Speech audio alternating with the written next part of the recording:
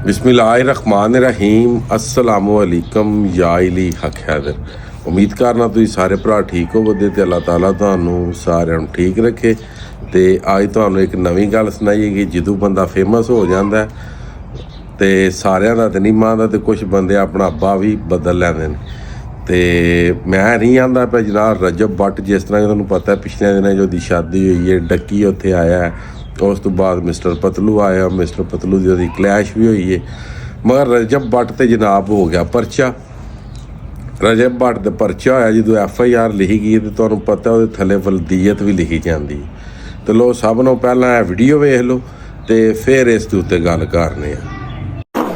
अस्सलाम वालेकुम दोस्तों, रजब भट्ट पर जो FIR करवाई गई है उसका मुकदमा नंबर है 7867/24। ये थाना चूंग में करवाई गई है। इस पर जो FIR करवाई गई है उस पर मैं और ये तमाम वकला और सहाफ़ी हज़रात बड़ा परेशान है, हैरान है कि ये आप दिखाएं ज़रा कैमरा करीब करके कि जो रजब का नाम लिखा है वो रजब अली वल्द मोहम्मद अफजल भट्टी। रजब तो अपने नाम के साथ भट्ट लिखता है, उसके वालिद साहब भट्टी हैं। मैं इस बात से बड़ा हैरान हूँ, परेशान हूँ। भट्ट साहब से मैं पूछूँगा जनाब तुसी भट्ट जे, भट्टी जे के शाह जे, मेरा जवाब ज़रूर दीजिएगा।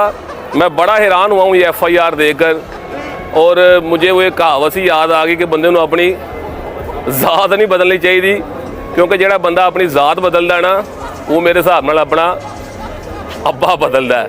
तो मुझे ज़रूर बताइएगा कि ये क्या वजह है कि जनाब रजब वल्द मोहम्मद अफजल भट्टी, आप तो अपने साथ रजब भट्ट लिखते हैं, ज़रूर बताइएगा। शुक्रिया। उम्मीद है कि वीडियो काफ़ी ज़्यादा ट्रेंडिंग हो जानी है, चल भी जानी है, तुसा सारे शेयर भी कर सकनी। हुण भट्ट साहब कोलों तुसा सारिਆਂ ने पूछना कि भट्ट साहब भट्टी ने या भट्ट साहब भट्ट ने, ठीक है। तो इंज नहीं करना चाहिए। पैसा सारी दुनिया कोल आउंदा, पैसा होने नाल अब्बा नहीं बदलना चाहिए, तो अपनी अगू बलादरी नहीं चेंज कर लेनी चाहिए। हर बलादरी दे विच चीज़ जिहड़े ने अल्लाह ताला उन्होंने इज्जत दिंदा है, ठीक है। तो जो इज्जत दिंदा है तो वह किधरे दे किधरे जनाब टुर जाते हैं। ये जातां बातां सब ने साढ़े वास्ते, मगर असी सारे अल्लाह ताला दे ही बंदे हैं। अल्लाह ताला दे ही अशरफुल मखलूकात दे हर चेहरे के उत्ते जनाब हथ फिरे है, ऐसी कोई गल नहीं। मगर गल ये वे कि कदे भी जिन्ने भी तुसी फेमस हो जो या कि तुसी जिन्ने भी उतां टुर जो, तुसी अपनी जनाब असलीयत नहीं छुपा सकते, ठीक है। तो हुण वकील साहब भी जनाब गल कर रहे सन, तुसी सुनिया, होर भी पब्लिक गल करे दी, क्योंकि हले वीडियो मेरे तक आई है, काफ़ी दुनिया तक भी पहुँच गई होवे दी।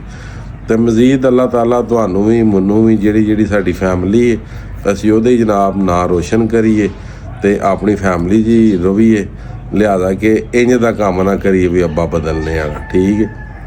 हुण अज जो कहानी सामने आ गई है, हुण कुछ आ रहा जी रजब जिहड़ा वो भट्टी है कि रजब भट्ट है, ठीक है, ठीक है। भट्ट लहाना तो फिर अब्बा बदलना सू, क्योंकि भट्ट दा अब्बा तो भट्ट ही होंदा, भट्ट दा अब्बा भट्टी तो नहीं होंदा। तो या फिर ये वे कि अगली गल तो फिर समझ दो क्रॉस हो गया होगा। उम्मीद करना कि जेह्ड़े ट्रेंडिंग च जाते हैं अपना अब्बा नहीं बदलन लगे। तो अज दी वीडियो तो अज दा व्लॉग करने खत्म, मैनू दिओ इजाज़त। नैक्सट वीडियो होने तक इजाज़त, अपना ख्याल रखियो तो अपनी खास दुआओं मैनू याद रखियो। तो इंशाअल्लाह मिलने हैं किसी नैक्सट वीडियो के नाल।